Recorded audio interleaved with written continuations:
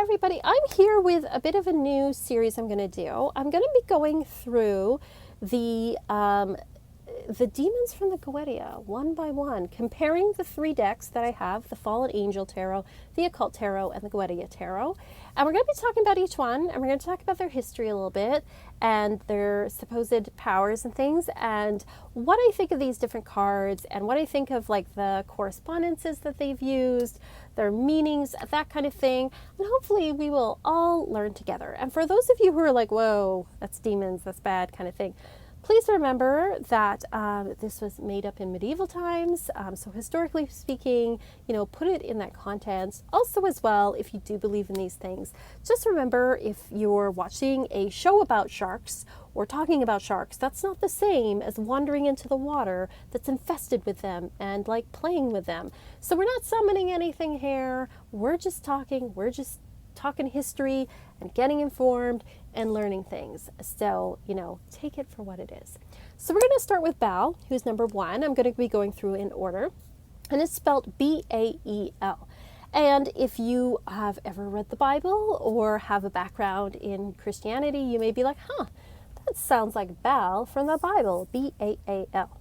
And you are not wrong. So, Baal, let's talk first about the god Baal, B-A-A-L, from Sumerian and Canaanite mythology.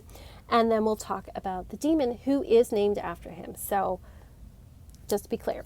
Just so you know, this is a great one to start with because it really shows you how most of these so-called demons are really names taken from gods, from local nature spirits and things like that, and literally demonized by medieval and I guess you could say Renaissance Christianity. So in the Bible, and in, mythology or whatever, so Baal, the word Baal just means Lord. And so it was a word that was used for a multiplicity of gods in that area, in the Mesopotamian and Middle Eastern area. And it just meant Lord in sort of Canaanite and some of the Semitic languages. And so it was like Lord so-and-so, Lord so-and-so. And in fact, even some of the Israelites called Yahweh Baal. It just meant Lord. But later on, that word became associated with a particular god, and that was Hadat. Hadat was a Sumerian Canaanite god of like fertility and thunder and rain and lightning and storms. He also had some associations with the underworld, which a lot of fertility gods do, some connections with the sun as well. But basically, he became one of the big main figures in that particular mythology. And so people considered his name to be so holy, they just called him Lord. They just called him Baal. And after a while, that became the most common name for him. Now, the Israelites adopted, because they were interspersed with the Canaanites as well, some of the customs and vice versa because they lived with each other.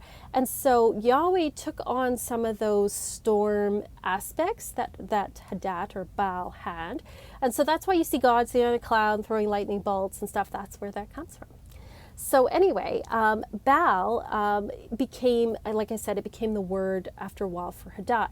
But if you look at the Bible, the word Baal is actually used not just for him, but it's really meant to be like any idol, any pagan god. It became used for that. And it became sort of a put-down word after a while. Like actually the term Beelzebub is Baal-zebub, which actually means Lord of the Flies.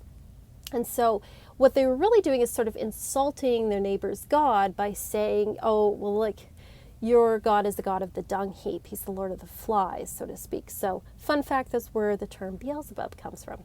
Now, later on with Christianity, in looking at those older sort of Hebrew writings and Hebrew texts and things, Baal became associated as a word for just like any pagan god, any pagan entity, any idol, anybody that, God that wasn't in their mythology.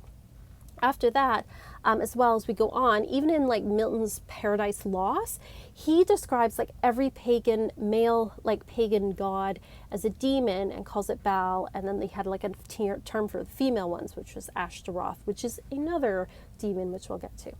So literally, they took this Canaanite fertility god and its name became demonized, and it became a word that was generically used for anything that was considered an idol, not Christian, not part of that faith.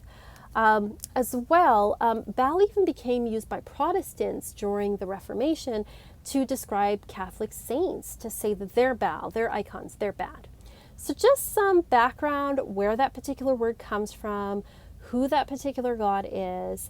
And now we'll go and I'll turn the camera around and we'll take a look at the cards, and we'll talk a little bit about, the Lesser Key of Solomon's definition and how they describe this particular spirit, as well as look at the art as well that these particular cards have chosen to use for this. Okay, so we have the 3 cards here. This is from the Fallen Angel Oracle, the Occult Tarot, and then the Goetia Tarot here.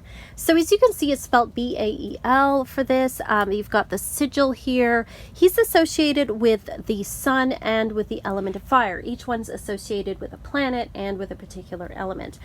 For this tarot card, they've put him as the Emperor, and this one they have him here as the King of Wands. So in this one here, you can see all of them have a frog here. He's associated with frogs, cats, and then also a man. So sometimes he appears as either one of those. Some people draw him with like all 3 heads. So this is the Fallen Angel one. He actually looks kind of cute with his little frog head and his little wings here. So he's shown here as the frog. And this particular card talks about invisibility. One of the powers that the Goetia says he has is the ability to render a person invisible. In other words, working behind the scenes to get things done.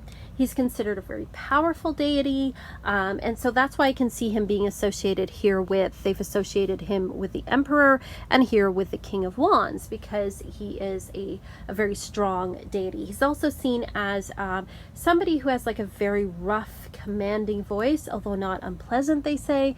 So he's definitely got like a kingly type energy, especially with that sun and fire energy as well.